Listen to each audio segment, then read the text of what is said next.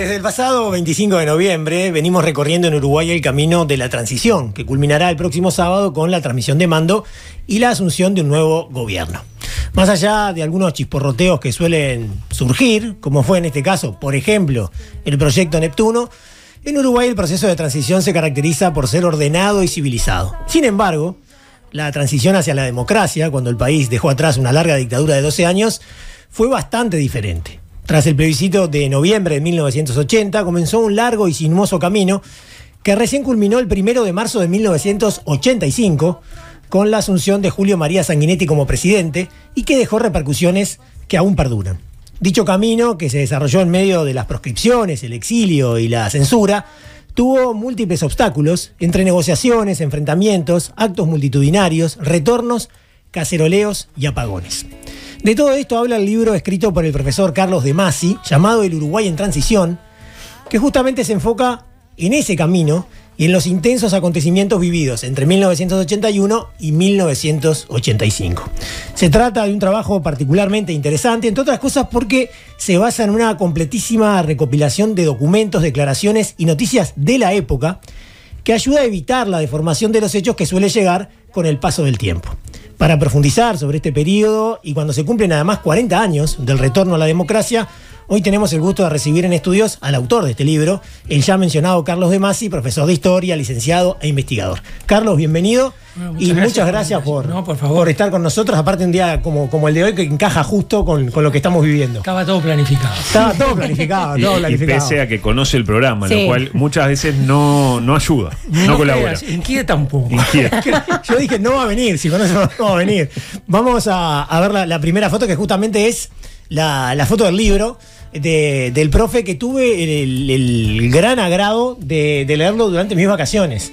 Y la verdad que fue espectacular. Yo no sé si es la tercera o la cuarta edición, porque la mía es la tercera, la que tengo en mis manos, pero no sé si ya no va por la cuarta. No sé, habría que preguntar en la editorial.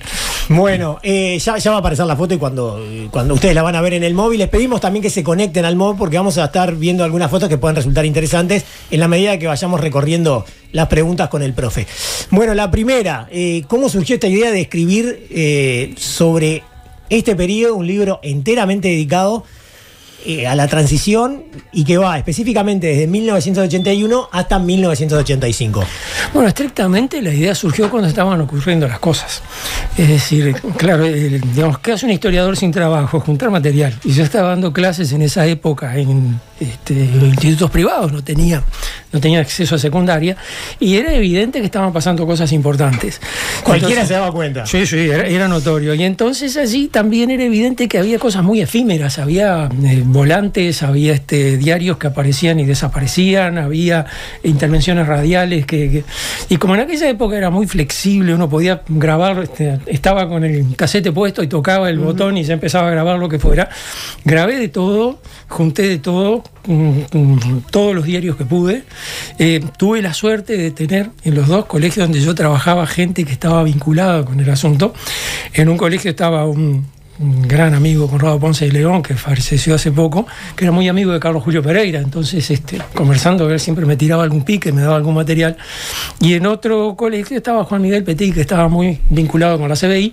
Y entonces, el actual comisionado parlamentario. El actual comisionado parlamentario, claro, que además, como él editaba... Muy joven en esa época, digámoslo. Muy, toda la CBI era en más un elenco. Petit. Pero como él editaba Jaque y trabajaba en el seminario, llevaba el semanario y lo dejaba arriba de la mesa de la sala de profesores, cosa que uno permitía, lo leía así, etcétera, y además estaba muy alerta, nadie se lo lleve. Claro. Pero como yo tenía clase a última y a veces quedaba ahí olvidado, hay algunos que tienen el sello que dice donación, y ahí prohibida su venta. Hay algo así, pero digamos, de esa manera junté enormidad de material. Y bueno, eso cuando en el año 2019 yo me jubilé y me pareció que ya estaba maduro el tema. Ya podía ser, ya lo entendía bastante. Y entonces, bueno, me puse a trabajar y allí la pandemia me ayudó, porque tenía todo el material. Había que sentarse. Y bueno, y como uno no podía salir, ¿qué más iba a hacer? Me puse a hacer ese trabajo y bueno, quedó el libro ese. No, que la verdad es espectacular. Para aquellos que nos gusta la política y la historia, como es mi caso, es espectacular. Lo leí como un cuento. Es un libro que tiene mucha densidad de material, tiene una cantidad de notas a pie de página también que son muy ricas. A la gente que lo vaya a leer, que lea las notas a pie de página porque la verdad que valen la pena. Y yo recién comentaba en la apertura la cantidad de documentos de época y la ausencia de testimonios recogidos años después del periodo elegido. Y a mí es una de las cosas que más me gustó del libro, porque justamente esos testimonios que uno puede recoger ahora están teñidos de otras cuestiones, ¿no? Contanos un poco qué tan duro fue el trabajo recopilatorio, que ya lo contaste, pero ahora contanos cómo hiciste para ordenar todo eso. Bien, ahí está. Ahí, bueno, manejé 2 o 3 criterios que me pareció que podían funcionar.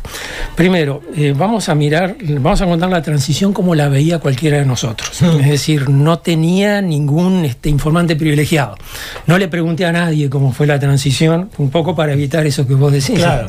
Contámela ahora, no. Me gustaba en aquella época. Es ahora, ¿no? Entonces, que alguien diga, bueno, no, pero lo que pasa es que en tal lugar se reunían secretamente fulano y mengano, entonces de allí planearon todo. Bueno, pero si eso en la época no resonaba, no tiene impacto, no tiene efecto, digamos. El asunto era cómo lo veían los ciudadanos comunes, eso por un lado. Por otro lado, bueno, todos los enfoques, todos los proyectos políticos son equivalentes. Es decir, no hay ninguno que fuera privilegiado con respecto a otro. Vos tenés los colorados, tenés los blancos, tenés el Frente Amplio, tenés el Partido Demócrata Cristiano y tenés sectores de los militares. Bueno, manejarlos a todos como si fueran equivalentes. En el sentido de que se supone que cada uno de los que está allí imagina que su idea es la mejor para el Uruguay, y vamos a ver con qué honestidad se maneja para moverse con eso. Pero eso, digamos, así desde afuera, desde el lado de afuera. Y bueno, y en tercer lugar, no pensar que hay ganadores y perdedores. Es decir, no hacer una cosa y decir, bueno, acá a fulano lo engañaron, acá a mengano salió favorecido, porque eso también, digamos, es un giro bastante un sesgo. Claro, es un sesgo. Seguramente el relato, la narrativa tiene sesgos, ¿no? Es decir, si me preguntás quién ganaron, es que bueno, ganamos todos. Pero sos muy prolijo, porque en algunos momentos vos pones algún énfasis, no recuerdo si es con cursiva o con negrita, y vos decís, énfasis mío. Sí. Aclarás que el énfasis es tuyo. En ese sentido es de una prolijidad bárbara. Yo voy a pedir la foto 2, que es de un acta del 27 de junio de 1983 en las negociaciones del Parque Hotel. Vos fijate la fecha, parece cosa mandinga. 10 años. ¿No? A ver si la podemos ver la foto, porque quiero leer lo que decía, que es una intervención de Enrique Tarigo en las negociaciones del Parque Hotel, en un momento en que las tensiones empezaron a aflorar. Claro, ¿viste? En un momento, claro, Tarigo medio que se enoja. Ya se había enojado Sanguinetti y después, bueno, no sé si lo vamos a poder ver o no. A Tarigo enojado te lo regalo. Ahí está, mirá. Tarigo era feliz, era difícil, imagínate enojado. Tenía cara de enojado, sí. Tarigo, ¿viste? Mirá, dice, no he tomado parte en el debate de hoy, de manera deliberada, porque yo me retiré en la última reunión con la sensación de que este cambio de ideas se estaba transformando en un diálogo de sordos. Quiero advertir que esta manera de discutir no es útil, no sirve, y lo digo con total franqueza.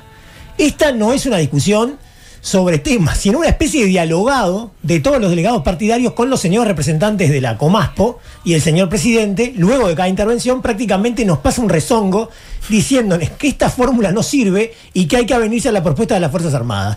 Con este sistema, el diálogo no tiene mayor sentido ni significación. Esto lo dice Tarigo y esto es un acta. Por eso yo digo el valor que tiene esto como testimonio en las conversaciones que fueron frustradas en el Parque Hotel. El presidente al que se dirige Tarigo es Rapella. Es Rapella. Era así, pétreo, era una cosa. Línea dura, sí. Duro entre los duros. Pero antes había estado Sanguinetti, le había parado así una parada de carro impresionante a Medina. Diciendo discúlpeme 10 veces más o menos. Sí, discúlpeme 10 veces, pero decía, yo no admito que nadie me diga que yo me quiero equivocar o no quiero entender. No quiero entender, ahí está. Porque Medina dijo, bueno, no sé si no entienden o no quieren entender. Yo no permito que nadie me diga que no quiero. Usted puede decir que yo no entiendo, pero no que yo no quiero entender. Discúlpeme. Le dijo 10 veces discúlpeme. Estaba enojado Sanguinetti, ¿no? Bueno, consciente del riesgo también. Consciente del riesgo que estaba aconteciendo en un contexto muy, muy complicado, ¿no? Pero documentos como este hay muchos y me parece que valía la pena leer uno para que ustedes se hagan una idea. Te propongo ir repasando por periodos. Dale. Y el primer periodo que me gustaría tomar, que lo tomé yo arbitrariamente, va desde el 30 de noviembre de 1980 al 28 de noviembre de 1982. Ahí tenemos dos mojones clave, el plebiscito y las internas. ¿Qué características podemos destacar de ese lapso que desembocó en un mojón muy importante como son las internas del 82? Claro, ahí, digamos, es muy claro que los militares tienen el control de la situación. Quedaron muy desconcertados con el resultado del plebiscito, como quedó desconcertado todo el mundo. Nadie lo esperaba, básicamente. Pero, digamos, como los partidos políticos no tomaron la iniciativa, no hicieron ningún movimiento, los militares tuvieron tiempo de recomponerse. Entonces, digamos, si bien es cierto que el tema de la transición entró en la agenda, bueno, va a haber una transición, no había ningún dato específico de qué iba a pasar. Recién, digamos, se empezó a hablar en junio del 81, fíjate, han pasado más de 6 meses, sí. Se empezó a hablar, bueno, sí, va a haber una transición, vamos a negociar, pero primero vamos a resolver el tema de la elección del presidente de la República, que, digamos, que cambia ese año, claro. Claro, 1 de septiembre del 81 había que cambiar el presidente de la República y Álvarez estaba haciendo todo lo posible para ser él, para ocupar ese lugar. Claro.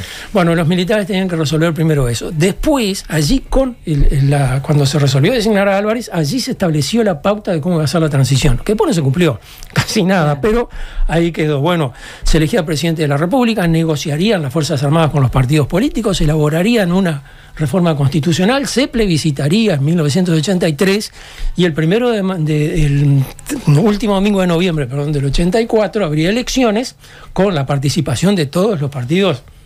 Y cuando dicen todos los partidos ¿sabe cuántos son? Sí, ¿cuáles? Porque no estaban todos habilitados. No, evidentemente, con la participación de todos los partidos, y el 1 de marzo del 85 habría la transmisión de mando. Y eso fue lo que se estableció allí, pero, digamos, Álvarez tenía otras ideas.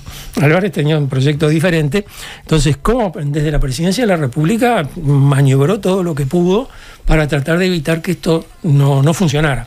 Entonces hay todo un tramo en el cual, Álvarez logra mantener a las Fuerzas Armadas, digamos, alineadas en su línea, hasta que, digamos, cuando ya se viene el año 82, que era el año que según se suponía iba a haber elecciones internas, allí se empiezan a producir fracturas, y uno de los que empieza a tener conflicto con Álvarez era uno de sus personas de confianza, que era el general Don Raimunde, su cuñado, el jefe de la región militar de Minas, digamos que era casi un feudo de Álvarez. Contra la opinión de Álvarez, Raimunde saca adelante la ley de partidos políticos. Y en la ley de partidos políticos se establecía el tema de las elecciones internas. Y allí, digamos, empieza a moverse más el juego, porque claro, los partidos empiezan a tener opinión. ¿Qué partidos? Y, digamos, ¿Cuáles eran los partidos? ¿Cuáles eran los partidos? Sí. Allí en la ley decía el Partido Nacional, Partido Colorado y Unión Cívica. Bien. Que se ve que en la negociación le dijeron meter la Unión Cívica, porque si no, es espantoso. Así tenemos uno más. Dios. Claro, así somos tres. Claro. Así alguien a buscar, que va a buscar el café, por lo menos. No se presentó el que no quiere, está la Unión Cívica. Bueno, digamos, ahí salió, y este es un dato que después se transformó en emblemático, pero en aquella época fue muy discutido, la propuesta del voto en blanco. La propuesta del voto en blanco, que generalmente se la atribuimos a Sereñi la tuvo, claro, pero yo estuve viendo, y lo digo ahí en el libro, que en realidad viene de antes de que saliera la carta de Sereñi de la cárcel central, ya se hablaba de que había alguien que estaba proponiendo el voto en blanco y ya se estaban poniendo nerviosos, concretamente los colorados.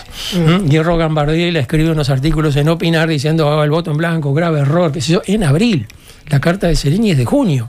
Entonces sospecho que ahí el que está empezando a mover la cosa es Germán Araujo. Me da la impresión de que Germán Araujo, pero hemos juntado muchas grabaciones de Germán Araujo en la facultad, tenemos mucho material, está buenísimo, pero no aparece eso.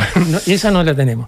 Entonces allí, digamos, el tema del voto en blanco y etcétera se plantea, y si uno lo mira, como lo miraron en la época, para Sereñi concretamente fue un poco como una decepción, fue visto incluso como un fracaso. Incluso el Partido Comunista dice, el fracaso del voto en blanco muestra lo errático e incompetente de la conducción, así lo están pegando a Sereñi directamente. Bueno, vamos a hablar de la figura de Sereñi, porque tanto la figura de Sereñi como la figura de Wilson tuvieron mucha contradicción interna en determinado momento, y eso lo vamos a hablar después. Pero bueno, desembocamos en las elecciones internas. Ya es sabido que en ambos partidos tradicionales triunfan los partidos, o sea, los sectores más contrarios al régimen. Sin embargo, todavía quedaba mucho camino por recorrer. Incluso en 1983, que fue un año muy denso, ¿no?, se produce el fracaso de las negociaciones del Parque Hotel, que son esas negociaciones que veíamos con Tarigo enojado y Sanguinetti enojado.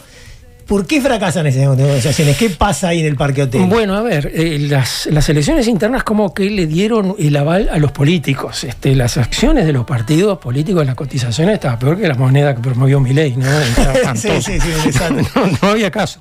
Pero con las elecciones internas eso como que recuperaron impulso. Además, habían propuesto que se votara por no en el 80. Eso les dio les permitió recuperar mucha imagen.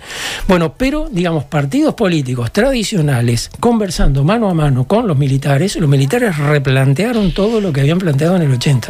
Claro. Es decir, incluso lo que decía el plebiscito, digamos. Claro, la reforma del plebiscito. Lo que se rechazó en el plebiscito, incluso Santoro, delegado blanco, dice, bueno, no vamos a volver a hablar de esas cosas que ya fueron rechazadas por la ciudadanía. Y Rapella y Medina se ponen furiosos. ¿Cómo? ¿Desde cuándo se respeta lo que dice la ciudadanía? Claro, eso que no tiene nada que ver. Y curiosamente, en vez de decir, no señor, eso es lo que hace que estemos acá discutiendo, se van al mazo todos los políticos y dicen, bueno, sí, no, en realidad podemos discutirlo, yo no tengo problema.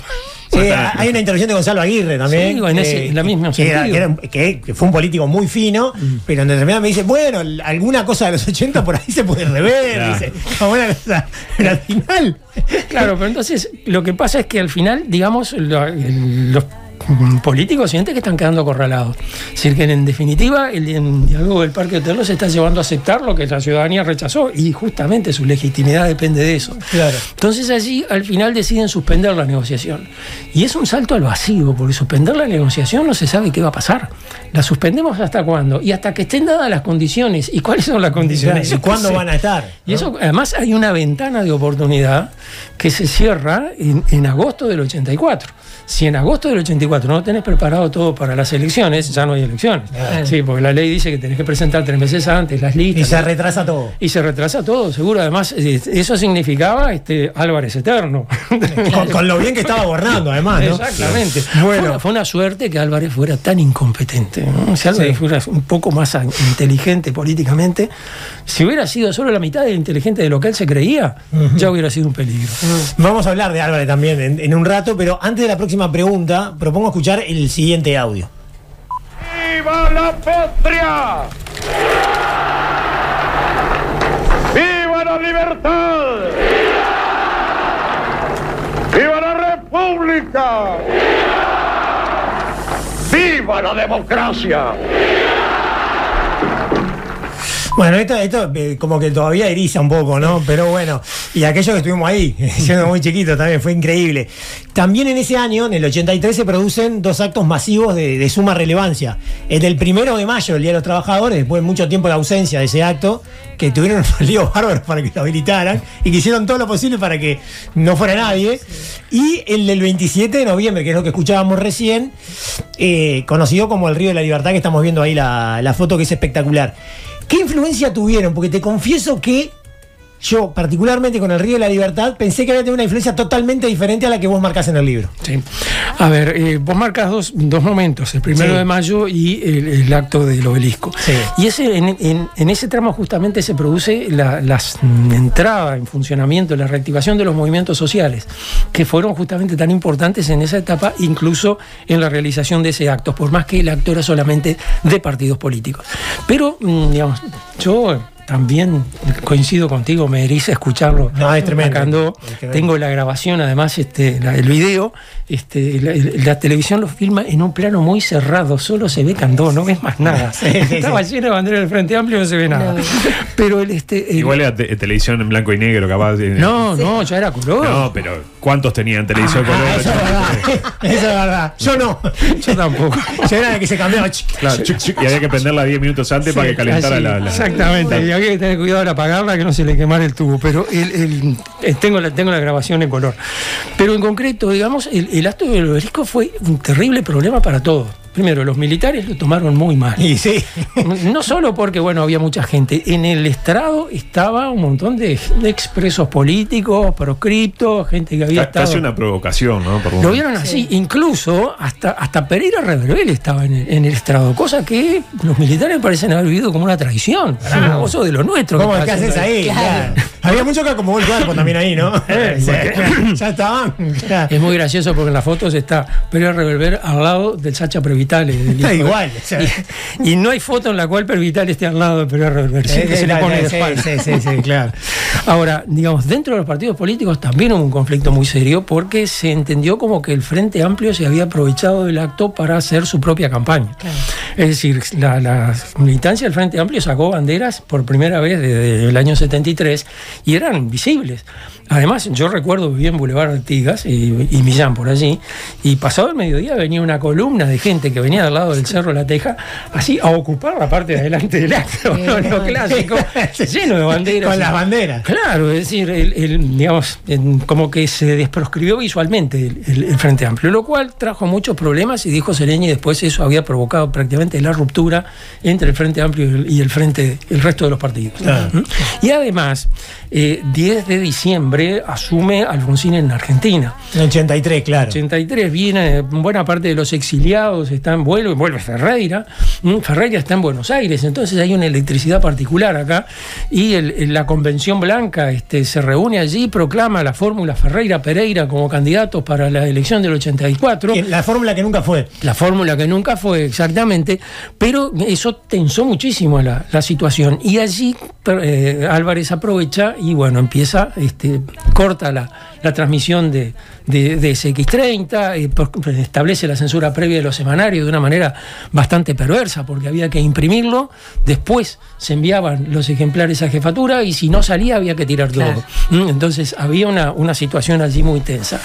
Pero, digamos, a eso se le agrega que Germán Araujo armó el lío aquel que armó con la huelga de hambre, que logró conmover Montevideo, y además el 25 de diciembre llega el viaje de los niños. Que venían los hijos de los exiliados. Los hijos de los exiliados, que tienen un tratamiento muy, muy interesante en la prensa, porque al principio son hijos de uruguayos que viven en el exterior. Claro. Hay varios documentales que hablan sobre eso, muy buenos. Sí, está. Esos hijos de uruguayos que viven en el exterior se transformaron en hijos del exilio ya cuando se estaban yendo, es decir, hay un giro muy, muy fuerte ahí. Entonces, yo qué sé, el gobierno español, la UNESCO, un montón de organizaciones internacionales estaban con la mirada puesta en lo que estaba pasando acá. Claro. Y entonces eso, digamos, fue una situación muy crítica que realmente, digamos, ahí como que se tensó la cuerda un poco. Sí, tensó al máximo. Creo que ahí pudo haberse cortado. Y sin embargo, ya en 1984, a mediados de ese año, se produce lo que se conoce como el Pacto del Club Naval. ¿Cuáles son los factores que intervinieron para crear una segunda instancia formal de negociaciones? Bueno, a ver. Yo sé que son amplias las preguntas. Sí, son amplias. Hay alguna que viene desde el remoto pasado, ¿viste? De esas series de coincidencias que empiezan a darse, cosas casuales y que de repente terminan en un choque catastrófico. Sí. Bueno, por un milagro, el general Medina asume la comandancia en jefe del ejército en junio del 84. Aperturista, digamos. Claro, vamos a llamarlo así. No tendría que haber llegado nunca a ser comandante en jefe, pero por una serie de casualidades, negociaciones, muertes inesperadas y etcétera, terminó Medina como comandante en jefe. Y Medina era el peor adversario que tenía Álvarez dentro del ejército. No lo podían ni ver, no se podían ni ver. Entonces, el hecho de que estuviera Medina ahí, para Medina lo importante era, bueno, ¿cómo saco al ejército de esto? ¿Cómo sacamos el ejército? Es decir, para Medina la apertura era necesaria porque complicaba la interna del ejército. Medina tiene una cabeza muy militar, ¿no? Por otro lado, viene Ferreira y lo meten preso. Y uno, digamos, piensa, bueno, ¿y eso en qué incide? Bueno, para los militares, su único enemigo exterior estaba neutralizado. Entonces, eso hace aflorar todos los problemas internos. Ya nadie nos va a complicar la vida. Ahora vamos a resolver la cosa entre nosotros. Y por otro lado, digamos, se cerraba esa ventana de oportunidad que decía recién, porque estábamos a fin de junio y en agosto había que tener todo resuelto. Entonces, allí empezó, digamos, toda esta negociación que se formalizó en buena medida porque el Frente Amplio decidió participar. Es decir, Sereñi metió al Frente Amplio en esa negociación, que dentro del Frente había muchas dudas. Fue un paso muy importante estratégicamente, pero en el momento costó digerir. Y el libro se refiere especialmente a la movilización popular y habla, por ejemplo, de los apagones, de los caceroleos. ¿Cómo surgió todo eso en un momento en donde el gobierno todavía era muy represario y muy autoritario, ¿no? Sí, bueno, a ver. Bueno, en el 84 se produce el último asesinato de la dictadura, que es el de Roslik, ¿no? No era una situación fácil para ir a apagar la luz, para salir con las cacerolas. Bueno, pero, digamos, Álvarez tenía la rara cualidad de que cada vez que tomaba una medida, el efecto que tenía esa medida era peor que la anterior. Es decir, allí hay una Serpaj que empieza ahí a moverse, decide hacer un ayuno allá en el Cerrito de la Victoria. Sí.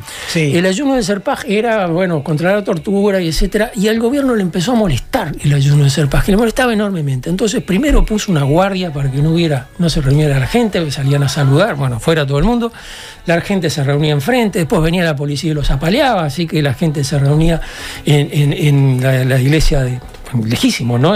Allá en la calle La Rañaga, en la iglesia de los Carmelitas, y al final él decide impedir aunque se hable del tema, incluso el semanario aquí le arrancan una página porque tenía la noticia, bueno, le dejan salir, insólito también, que le permitieron salir, pero había que cortar la parte de la página y tirarlo adentro de una bañera para evitar el problema.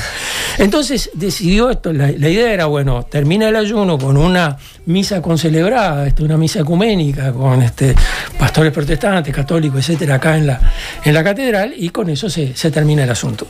Pero prohibieron la misa. Entonces la idea fue que lo que cundió, bueno, en vez de la misa hacemos un apagón a las 8 de la noche, a la hora que debe terminar la misa se hace un apagón. Pero, digamos, verbalmente hay que hacer ruido. Si uno mira los volantes, y en los volantes no menciona el caceroleo, menciona el apagón. A tal hora, apagón.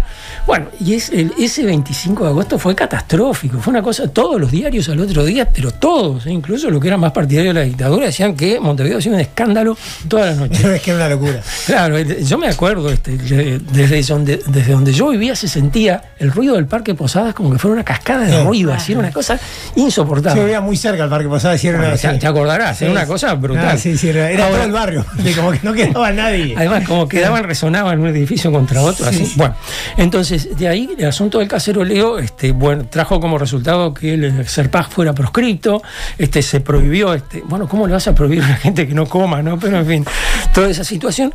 Pero de cualquier manera quedó establecido que, digamos, el caceroleo era una buena estrategia y quedó como una consigna, bueno, todos los meses vamos a hacer alguno. El 25 de septiembre, justamente un mes después, terminaba la Semana del Estudiante. Y entonces aquella famosa movida de los estudiantes de ACEP, y quedaba que esa noche después del acto había apagón y caceroleo, y ya ahí en las consignas que cantaban los estudiantes ya atención, esta noche hay apagón, hola, esta noche hay cacerola. Rulo. La vamos a pasar bárbara. Bueno, pero digamos ya eso como que se estableció como normal. Un domingo de cada mes iba a haber caceroleo. Y a veces había alguno espontáneo. Me acuerdo que después del acto... Yo de chico, perdón que interrumpa, me acuerdo un caceroleo espontáneo, creo yo, en una oportunidad en la que Gregorio Pérez hizo como una cadena nacional. Gregorio Álvarez. Te iba a hablar, Gregorio Pérez también estaba. Gregorio Álvarez hizo una cadena donde narraban todo como el devenir del movimiento Tupamaro, que me acuerdo que decía que había que alejar a los niños de las pantallas. Yo ese día estaba solo y lo vi tranquilo y aprendí un montón de cosas. Así quedaste. Me quedaban los ojitos así. ¿Sí? Ahora me explico muchas cosas. Claro, fue terrible. Por ver algo. Pero ahí arrancó en el barrio que yo vivía ahí, en Positos, casi Villa Dolores, y empezaron todos a cacerolear, y yo empecé a cacerolear. Estaba solo, y digo, vamos. Bueno, es cierto, ese fue en octubre y fue la última aparición pública del Goyo Álvarez. Ya después de ahí no hizo más. Claro. Pero este otro fue inmediatamente después del acto del Obelisco, que hicieron una cadena nacional donde hablaba Álvarez y tenía a los tres comandantes alrededor. Gesto adulto. Sí, como debía ser, y además hablando de que era un cambalache irrespetuoso, donde estaba mezclado conocidos tupamaros y sediciosos, y allí la gente empezó a cacerolear como loca, así, espontáneamente era una locura. Yo estaba corrigiendo exámenes en el seminario, empezamos a sentir ese ruido, entonces yo agarré y llamé por teléfono a casa, ¿qué está pasando? ¿Qué pasa? Claro. No, dice, está hablando Álvarez y acá no te escucho nada, por eso. Los autos pasaban, tocaban bocinas, una cosa brutal. Un dato al margen, metidos después abriendo los archivos de de la Dirección Nacional de Información e Inteligencia, estábamos mirando los partes de los milicos que iban a vigilar todo lo que había, entonces hacían un parte, bueno, a tal hora, tal cosa. Entonces decía, bueno, el servicio se instaló frente a la casa de Pibel Devoto, que sabía que iba a haber una reunión ahí, el servicio se instaló a las 18:45 minutos.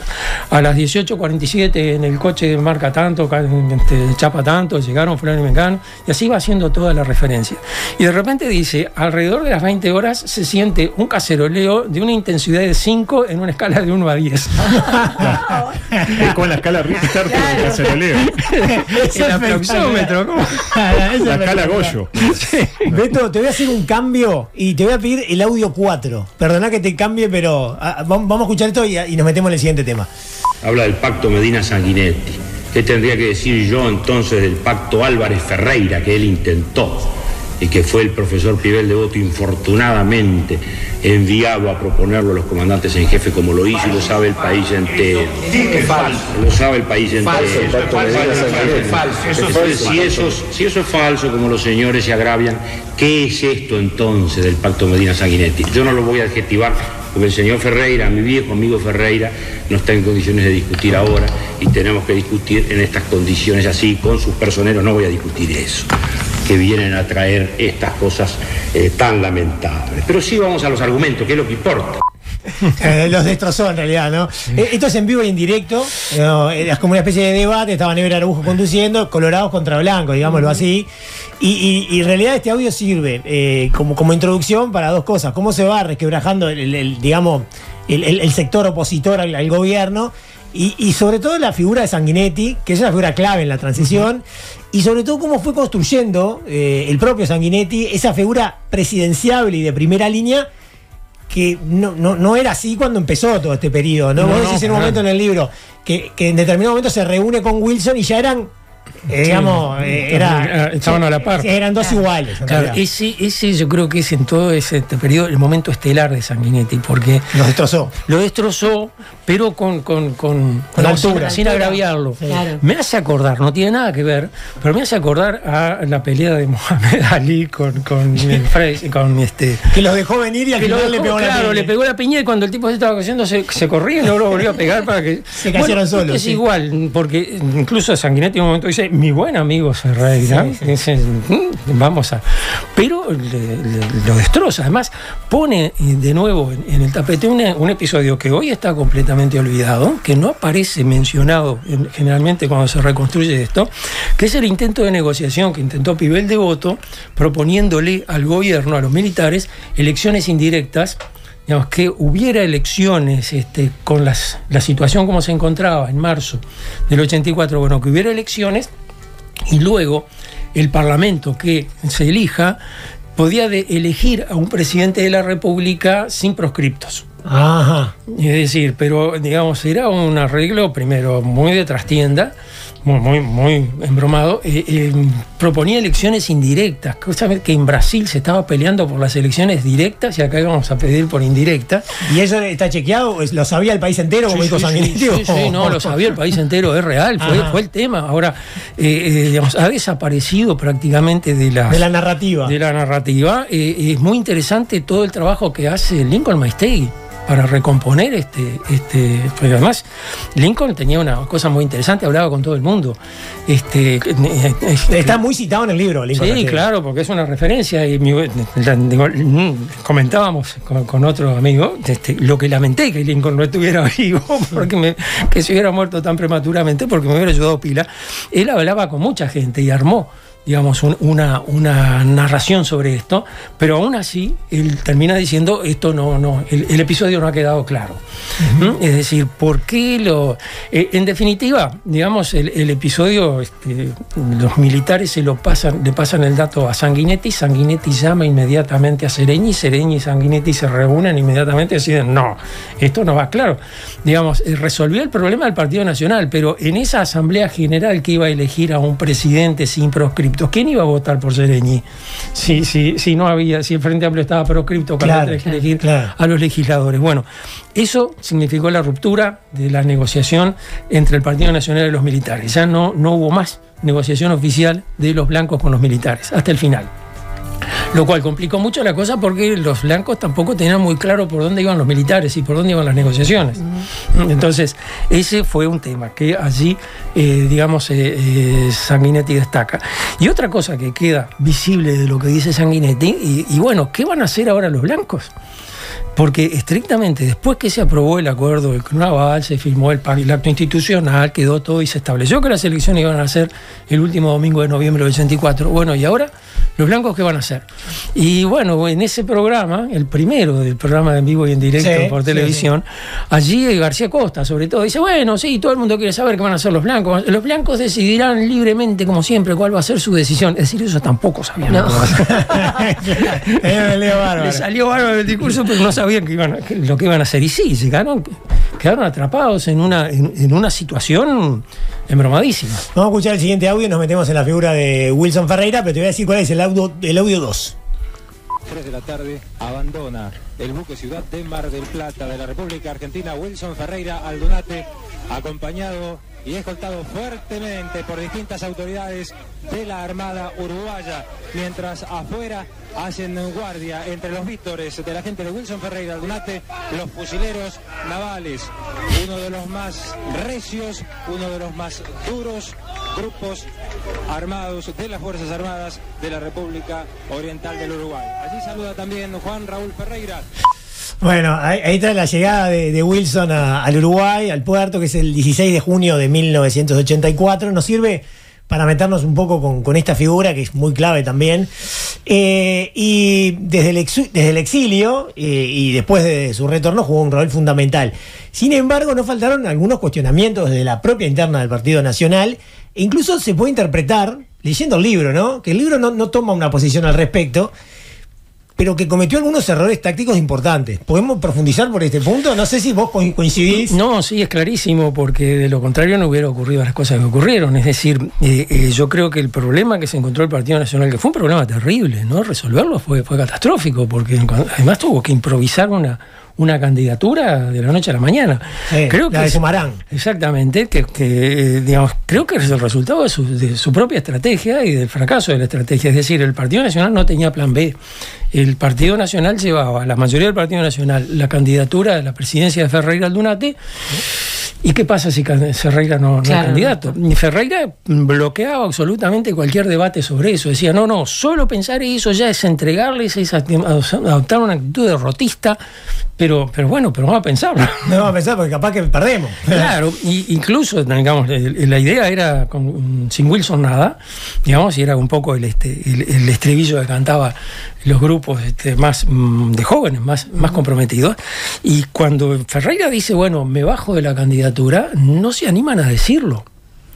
No se animan a anunciarlo. Hay un acto en 18 de julio, ya se dijo en la televisión que Ferreira se bajaba de la candidatura. Están hablando los dirigentes y el mismo Gonzalo Aguirre, que había dicho en la televisión que Ferreira se bajaba de la dictadura, hizo un discurso incendiario arriba del estrado diciendo que si no Wilson no era candidato, no sé. Es decir, allí hubo toda una situación. Bueno, cuando llegó el momento de anunciar que Wilson no iba a ser el candidato en el Club Truil, una convención que hubo, fue el caos. Fue una locura. Sí, Cristina Maeso fue que Maeso, casi la linchan. Claro, la sacaron corriendo. Pero además, lo peor de todo, la sacaron corriendo y además los cámaras de la televisión iban filmando todo. Claro, no hay nada más blanco que el Club Trubil, además, ¿no? No puede ser algo. Gonzalo Aguirre era delegado de Trubil. Pero, digamos, Huizán tirando unos tiros ahí. Faltaba Huizán, un joven Huizán. Pero fíjate que en los días previos, Carlos Julio Pereira le tuvo que pedir a Medina, llamar por teléfono a Medina, que lo había conocido alguna vez en los años 60, a pedirle una reunión con a ver si lo podían ir a ver, claro. Claro, para hablar con Ferreira, para negociarlo directamente. ¿Qué vamos a hacer con esto? ¿Cómo salimos? Aparte era Ferreira y ni Pereira también, ¿no? O sea, la fórmula que no fue ninguno de los dos. Bueno, pero podía haber sido Pereira, como fue en el caso del Frente Amplio, pero justamente había que hablar con Ferreira. ¿Por qué Pereira no puede ser? Allí, digamos, hubo una larga reunión en Trinidad, en el cuartel, digamos, reunión Ferreira-Pereira en un rincón y Pibel Devoto y García Costa en la otra punta, lejos, y fue durísima. tenía la impresión que fue muy dura, que dejó muy lastimada la relación. Bueno, después de eso ya, digamos, ya en poco después ya Pereira dijo, bueno, yo tengo los votos de la convención necesarios para promover una candidatura propia. Diciendo, andate al diablo. Bueno, eso se acomodó, más o menos se negoció. Al día siguiente de la asamblea del Truville fue liberado Juan Raúl, que estaba preso, podría haber sido liberado semanas antes, pero lo liberaron justo ahí. Y bueno, y Juan Raúl era, digamos, el político de la familia que podía ir a hablar con Ferreira al cuartel de Trinidad. Uh-huh. Y entonces se ve que Juan Raúl le dijo, mira papá, esto se va al diablo, afloja, porque Ferreira quería que García Costa fuera el elegido. El elegido, y en realidad, digamos, si uno piensa que tal vez entre la familia de García Costa hubiera divisiones con respecto a si lo votaban o no, pero que entre la ciudadanía común García Costa era el candidato menos interesante posible. No, entonces allí Ferreira aceptó que no fuera García Costa, que fuera una figura, que fuera Sumarán, que era una figura que el movimiento de Rocha aceptaba, y que en cambio el candidato a vicepresidente que iba a ser del movimiento de Rocha, que iba a ser Carlos Julio Pereira, Gonzalo Aguirre. Profe, tengo muchísimas preguntas más, pero en realidad vamos a ir cerrando porque tenemos otros contenidos en el programa y si no podemos monopolizar. Seguilo 10 minutos. No, pero era para seguirlo horas en realidad, ¿no? Pero antes de esta pregunta, otro audio, a ver, ¿qué es el 3? Fuimos, somos y seremos una fuerza constructora, obreros de la construcción de la patria de futuro que soñamos.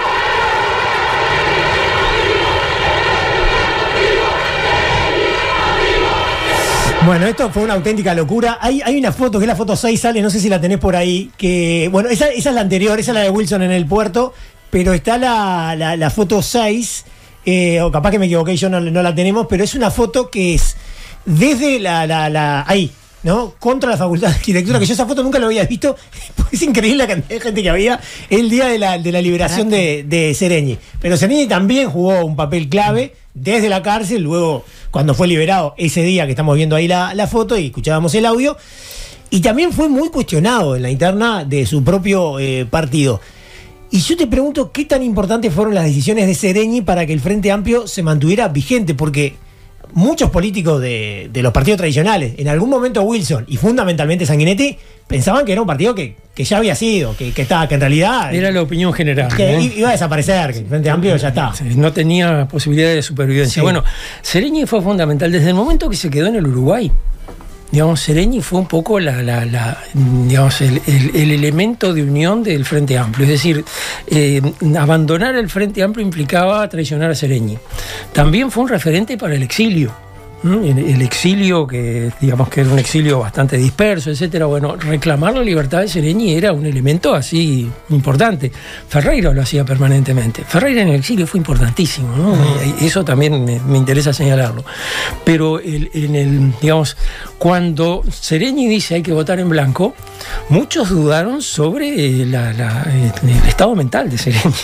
Había gente que decía, no, evidentemente la cárcel lo afectó. Está medio loco. Claro, ¿no? Porque además votar en blanco, ¿cómo se vota en blanco? Nunca había habido en el Uruguay una propuesta de voto en blanco. O bien... Una vez que votamos, vota en blanco. Claro. ¿Para qué se iba a hacer la cola? Pero, digamos, al final, bueno, como la proponía Seregni, como algún conflicto muy serio con el Comité del Frente Amplio en el exterior, también Villar... Seregni entendió que Villar no estaba, digamos, promoviendo eso, y después se manejó muy mal, deprimió mucho la figura de Villar cuando Villar volvió, no lo bancó, no, esa no se la perdonó, pero allí, digamos, al final el voto en blanco funcionó. Y funcionó de una manera interesante porque, digamos, si uno mira, el voto en blanco fueron 85.000 más o menos. Claro, no llegó a lo que había votado el Frente del 71. Pero ni con mucho. El Frente Amplio del 71 es más de 300.000. Claro. Incluso el mismo Seregni evaluó, dijo, ¿qué fracasó? ¿En qué fracasamos? Pero después el voto en blanco se transformó como un gesto emblemático. Yo qué sé, yo creo que debo conocer más o menos 90.000 personas que dijeron que votaron en blanco. Es como el gol de Manga. Claro. Exactamente. Yo voté en blanco, no, mentira. Vos votaste a Tarí, digo. vos me lo dijiste. Claro, no seas malo. No, pero digamos, votar en blanco en la elección del 82 se transformó en una seña de identidad del Frente, y a partir de allí el Frente empezó su reconstrucción. Claro. Cosa que Seregni, digamos, evaluó también positivamente. Dijo, bueno, acá todo el Frente Amplio participó en las internas. Algunos votaron en blanco y otros no, así que los que no votaron en blanco sean bienvenidos, vuelvan. Y después para la elección nacional no solo había recuperado todas, había incluso había levantado un poco, ¿no? Había levantado un poco. Bueno, sí, ya casi que lamentablemente tenemos que cerrar, pero te voy a hacer una pregunta difícil. Te voy a hacer una pregunta difícil, ¿no? Esto no estaba. Este no fue el acuerdo. Para pensar un poco. Si yo te pregunto por el hecho, decisión o circunstancia que haya ocurrido en aquel periodo, 81-85, que más ha repercutido hasta el día de hoy, ¿qué me dirías? Te diría que... Qué rápido, me sé que la verdad que sí, se la pasaste ande por interno, a mí no me jodas. No, mientras pensás anda diciendo algo. No, pero diría que el Club Naval ha sido un poco el elemento que ha quedado como emblemático de todo este acuerdo, para bien y para mal. Es decir, por un lado, bueno, del Club Naval surge las elecciones, la desprescripción de los partidos, la posibilidad de recuperar, digamos, la dinámica política. Pero del Club Naval también surge la exclusión del Partido Nacional y el hecho de que Ferreira no haya sido candidato. Es interesante a mi modo de ver, porque en definitiva hoy en día todo el mundo acuerda que el Club Naval estuvo bien, incluso los que en aquella época lo criticaron más. E incluso es interesante que en muchas discusiones donde se discuten efectos de la dictadura, son los integrantes del Partido Nacional los que más defienden aquello que se acordó en el Club Naval, por más que ellos no habían estado presentes. Es decir, creo que en ese sentido el Club Naval además fue una digamos, de atracción internacional. En toda esta transición tenía la mirada de la Academia Internacional, todos los politólogos de Occidente estaban mirando acá, porque no había otro caso. Digamos, la transición era una novedad.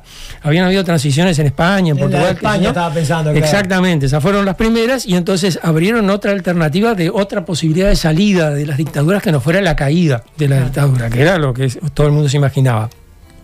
Allí Juan Lins, un español, exiliado de España, se fue a Estados Unidos y en la Universidad de Yale armó un equipo con Stepan y con Schmitter, con unos yanquis.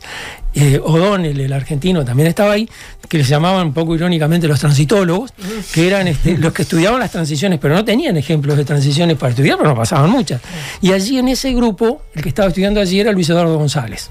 Entonces, Luis Eduardo González... Director de Cifra, exactamente, que después sería director de Cifra. Luis Eduardo González necesitaba temas para su tesis de doctorado, así que hizo partidos políticos en el Uruguay, y lo convenció a Charles Gillespie, que era un inglés que estaba haciendo también eso, que viniera acá a estudiar la transición. Entonces de allí salieron unos libritos interesantísimos. Que están muy citados en tu libro. Claro, que están porque son la referencia permanente, porque eran marcando línea en buena medida.